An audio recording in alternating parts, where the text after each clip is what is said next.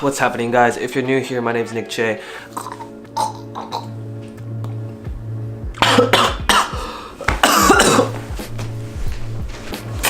That really wasn't planned, but I just choked on my cough drop.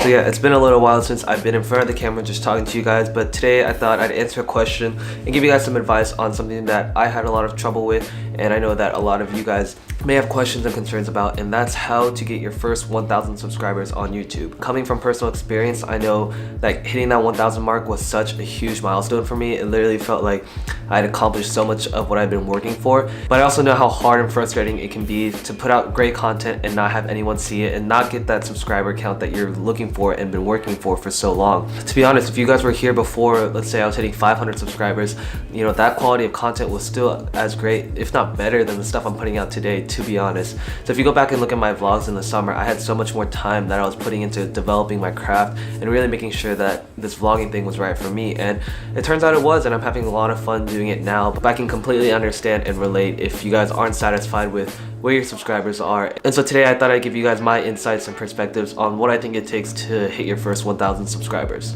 Alright, so first and most importantly is you have to have a passion for whatever content it is you're creating. Whether it's photography, film, fashion, beauty, lifestyle, anything like that. The first and most important thing is that you have to have a genuine passion for it. This is an art form or a hobby or a talent that you have that you think about every single day. Every hour you're awake, all you can think about is, I want to be taking photos, I want to be taking videos, I just want to be creating content. If that's the point that you are at right now, then that's perfect. You already have the right fundamentals set up for you to be successful. Why I say that passion is the most important aspect of growing any type of YouTube channel is that it's the most apparent. Your audience and your fans and your subscribers can easily see right through BS and can tell when a person's not being genuine or isn't really being authentic to something that they're passionate about. But if you see someone who really enjoys making these videos and is having a great time and putting out content, you know, not for any other reason just besides the fact that they love it, then that's someone that you're gonna look up to, want to subscribe. And at the end of the day, that's how you build a meaningful relationship with your audience, because they felt that connection with you and now you're providing that same relationship back to them.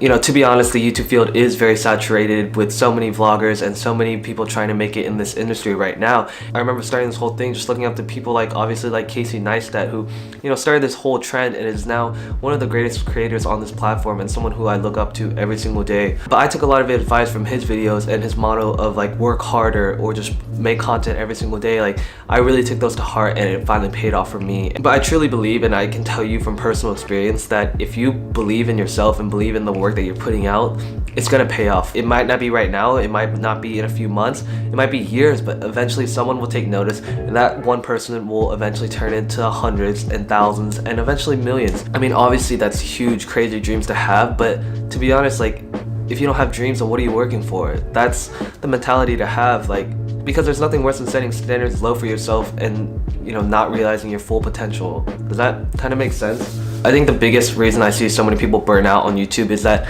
they're in it for the wrong reasons. They're in this for the fame and the fortune and the money. And sure, as great as that all sounds, that should be a second priority.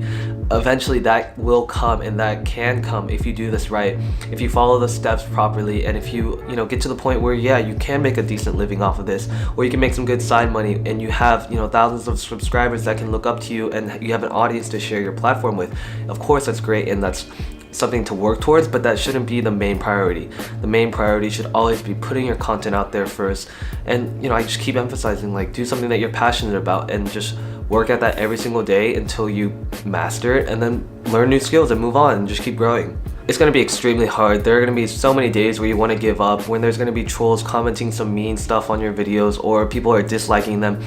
I used to have these trolls who would literally dislike every single one of my videos. It would, like, I don't know who these kids are, but all my videos would have more dislikes than likes in my first videos. But now I'm getting like 200 likes per video with 2 dislikes, so I'm like, screw you, haters. And to be honest, that's the mentality you have to have. Put your head down, plow through the work, and one day when you're making it big, that's just a huge middle finger to all the people who ever doubted you. Alright, tip number 2 is you have to find a niche. Niche? Like, step 1, find your passion, right? And then step 2, find how that passion can relate to your specific niche.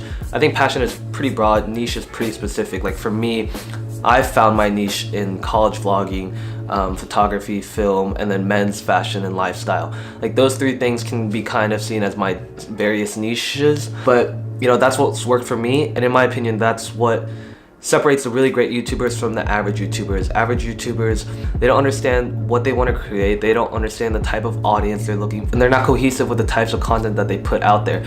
So my recommendations are finding a unique perspective that no one else has brought to the table and capitalizing on that. Honestly, like, the way that I grew so exponentially is that there was no Ivy League YouTuber, there's no Ivy League vlogger, and I found that out, and I was like, hey, I'm gonna do this and I'm gonna be the best in this field, and no one's gonna do this better than me right now.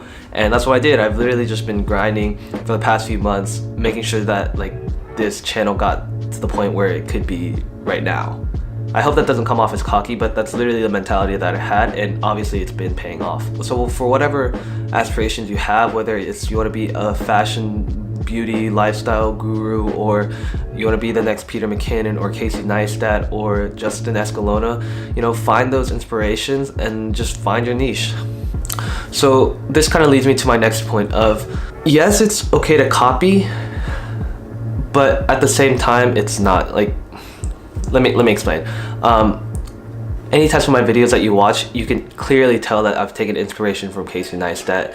The way the clips are edited, the music, you know, just the vlogging style of it overall is like very Casey Neistat-esque. And you know, what I did was I looked up to this guy so much and I took inspiration from that, and then I made it work in my own way.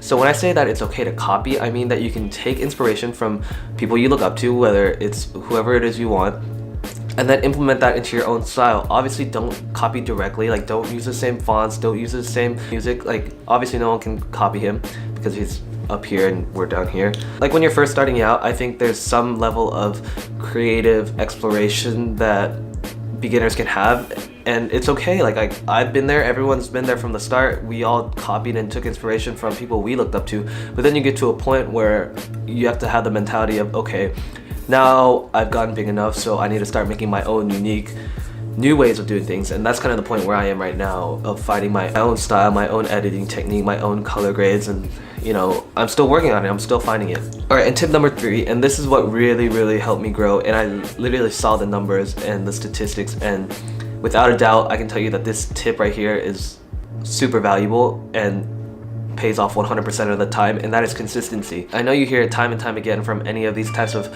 how to hit 1,000 sub videos about consistency, but it really is true. If you're posting on a daily basis, you're gonna grow exponentially within a month, I guarantee it. Or if you're posting weekly, bi-weekly, tri-weekly, whatever it is, as long as you're putting content out there for people to watch, like, it's naturally gonna grow due to the fact that the algorithm will see that you're posting more videos, see that more people are watching your videos, and then put that in suggested videos of other people's channels.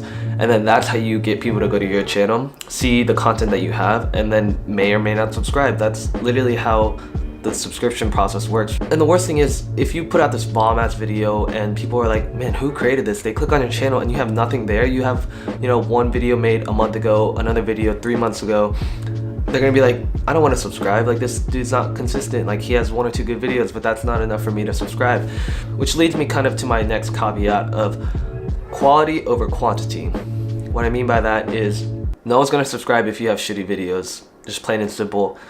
The quality has to be there first and foremost, which is why when you're starting out, it really doesn't matter how many views you're getting or how many subscribers you have. If the quality is there, the quantity will come eventually, which was a hard concept for me to grasp. But now that I'm finally here at what, like 12,000, I can wholeheartedly tell you that it will pay off.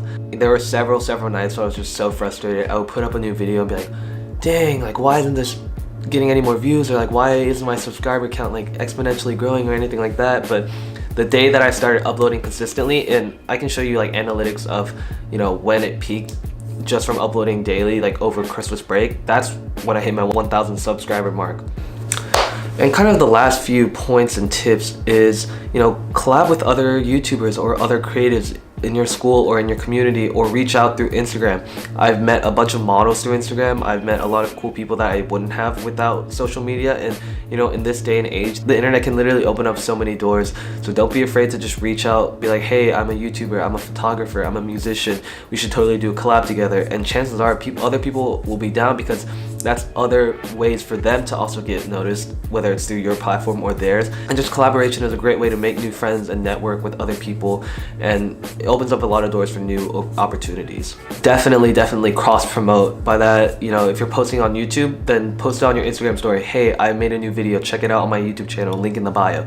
Or tweet out a link to your latest video so that the people who follow you on Twitter can also subscribe to you on YouTube. Each social media platform has a different specific audience that you're trying to reach, and if you can cross promote to one platform of YouTube, then that's just going to maximize your audience.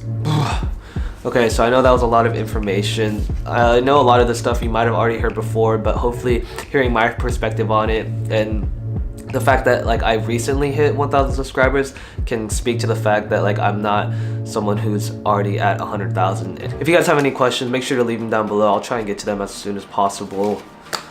And yeah, thanks for watching.